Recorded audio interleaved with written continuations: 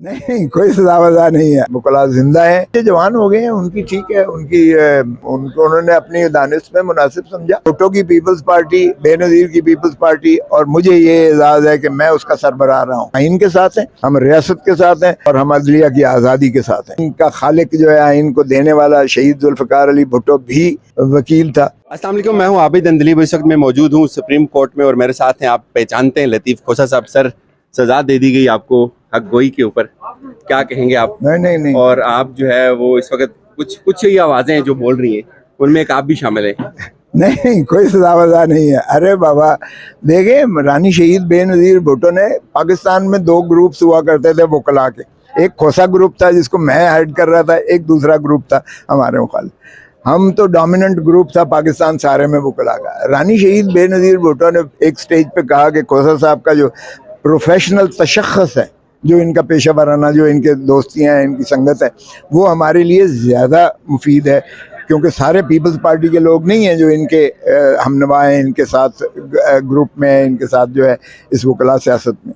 लेकिन फिर एक स्टेज आई कि रानी शहीद ने कहा कि नहीं खोसा साहब, अब मैं चाहती हूँ कि आप वकला विंग जो है पाकिस्तान पीपल्स पार्टी की, इसके आप सरबराह बने और इसको तंजीम करें।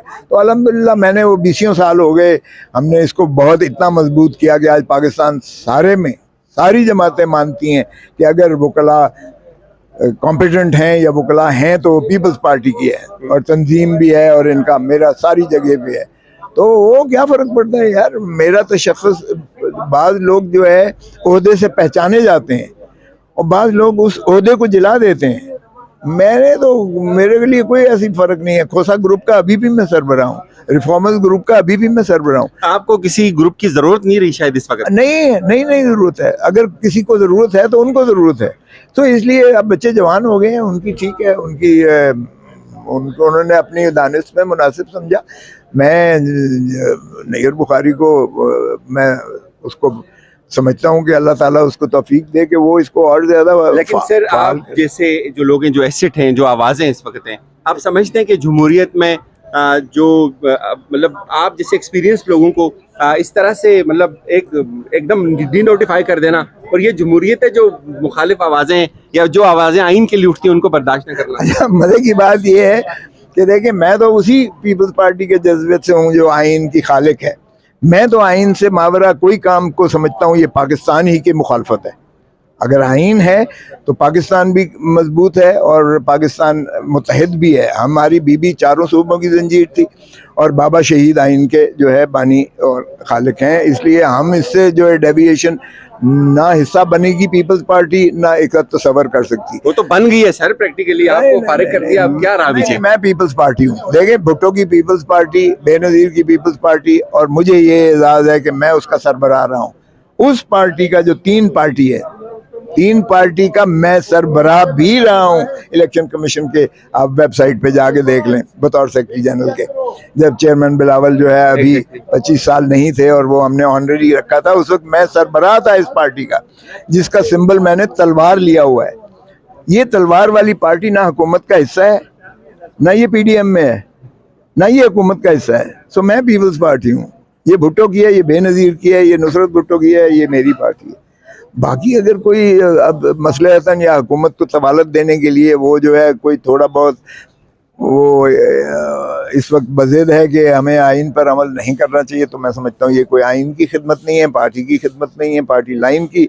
ये पार्टी रूह मजरूह होती है इससे, और मुल्क को नुकसान हो रहा है। सर, आप यहाँ तशरीफ लाए आज चीफ जस्टिस साहब से इजहार यकजहती के लिए, और भी बहुत सारे वकला आए, क्या देखते हैं आप, ये किस तरफ जा रहे हैं मुल्क? नहीं, मैं तो 15 तारीख को मैंने पाकिस्तान के जो है एक जूरिस्ट कॉन्फ्रेंस बुलाई है, गोलमेज कॉन्फ्रेंस है 15 तारीख को। उसमें पाकिस्तान के सारे सीनियर जो है वकला इंशाल्लाह आएंगे और हम एक रोड मैप देंगे, और हम बड़ा स्ट्रॉन्ग मैसेज देंगे कि हम आइन के साथ हैं, हम रियासत के साथ हैं, और हम अदलिया की आज़ादी के साथ हैं। इसलिए इस पर कोई कॉम्प्रोमाइज़ नहीं हो सकता है, क्योंकि हम समझते हैं कि ये मुल्क की बका का मसला है, और मुल्क की बका पर किसी भी मसलहत को बर्दाश्त नहीं किया जा सकता। नज़रिया ज़रूरत जो हमने दफन की थी, फिर हम नज़रिया ज़रूरत को बीच में ला रहे हैं, और ये पहले भी हमने बहुत इस पर नुकसान किया था।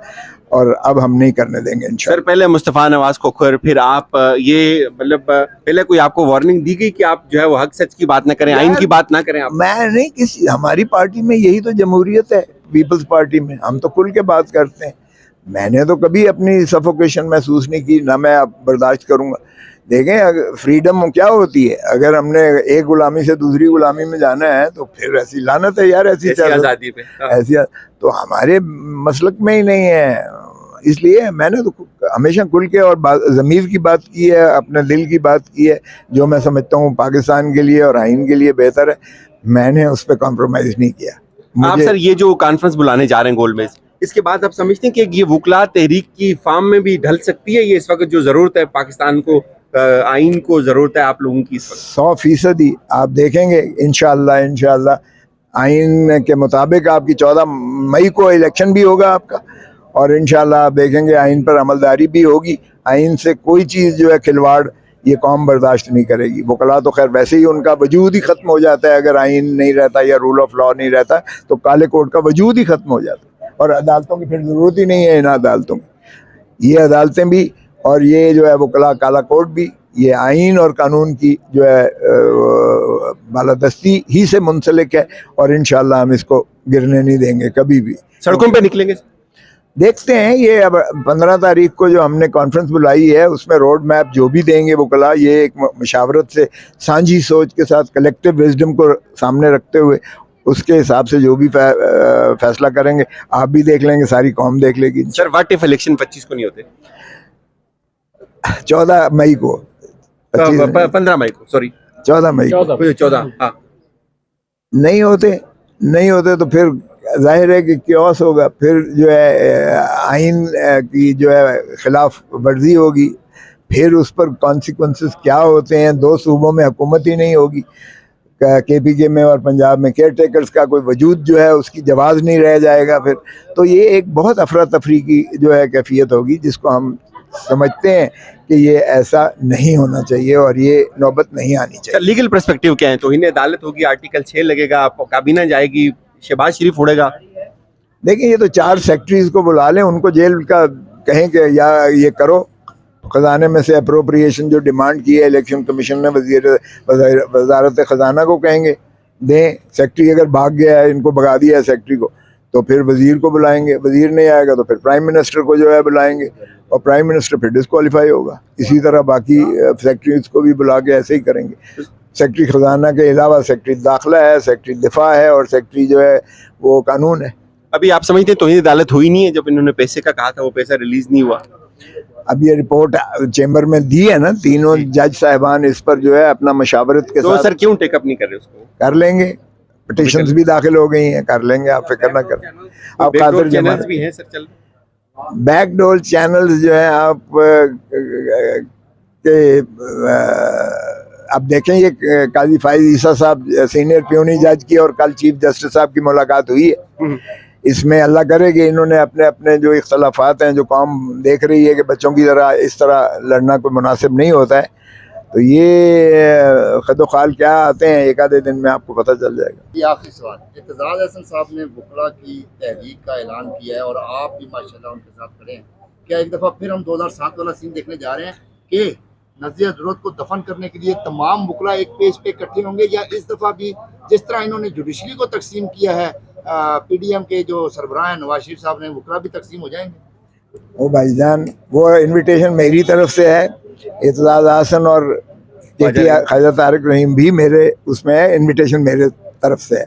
तो इसलिए ये बिल्कुल इंशाल्लाह तकसीम वक्सीम नहीं होगा।